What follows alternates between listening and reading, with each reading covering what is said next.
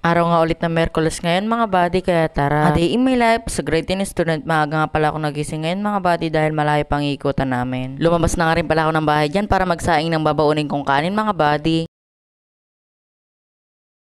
At pagdating ko nga ulit dito sa poso, inugasan ko na nga rin pala tong kaldero bago ko lagyan ng bigas. At dito nga inilagyan ko na nga rin pala to ng bigas at hinugasan ko na nga rin pala dito sa poso. Hindi nga pala ako nakapag-upload ng video ko kahapon dahil na busy ako dito sa bahay. Kaya wala akong upload kahapon na video. Pagkatapos ko na nga rin pala hugasan tong bigas mga buddy, pumunta na nga rin pala ako dito sa lutuan namin. Para isa lang tong bigas, sinindahan ko na nga rin pala tong lutuan. Tapos hintayin ko na nga rin pala maluto tong kanin.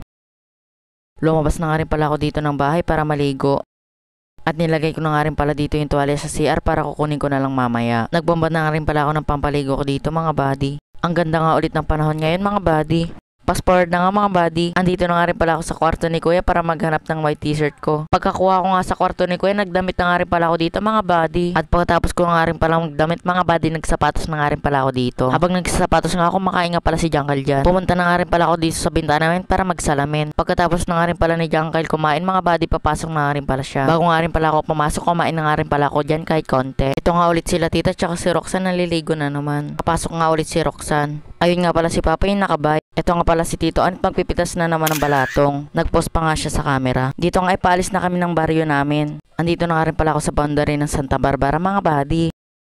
Fast forward na nga ulit mga buddy. Andito na nga rin pala kami sa tulay ng San Andres mga buddy. Pakita ko nga ulit hanggang dulo tong tulay na to mga buddy.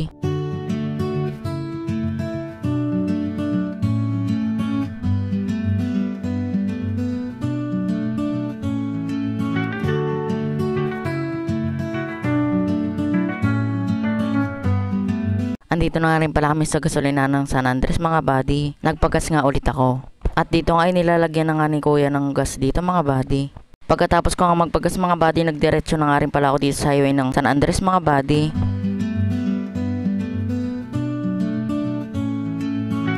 Forward na nga ulit mga buddy. Andito na nga rin pala ako sa school. Hindi ko nga ulit papakita sa inyo lahat ng ginagawa namin dito. Fast forward na nga ulit mga buddy. Lunchtime na pala namin dito mga buddy. Bumili nga pala ako kay Kuya Miko ng ulam kong chicken dyan mga buddy. Hindi ko na nga napakita. Fast forward na nga ulit mga buddy. Uwi na nga pala namin ng hapon dito. Pupunta nga pala ako dito sa pagupitan mga buddy. Mahaba na kasi itong buhok ko kaya kailangan na magpagupit. Andito na nga ako sa pagupitan. Hindi ko na pinakita yung paggupit sa akin mga buddy dahil nahihiya akong mag-video. Fast forward na nga ulit mga buddy. Andito na nga rin pala ako sa Villa Viñegas mga buddy. Fast forward na nga ulit mga buddy. Malapit na nga rin pala ako dito sa bahay mga buddy. Bumaba na nga rin pala ako ng kalsada dito mga buddy. At tumaas na ako dito sa tapat ng bahay namin. Bago po matapos ng video na to, papalo and share na lang po. Maraming salamat po. Goodbye buddy.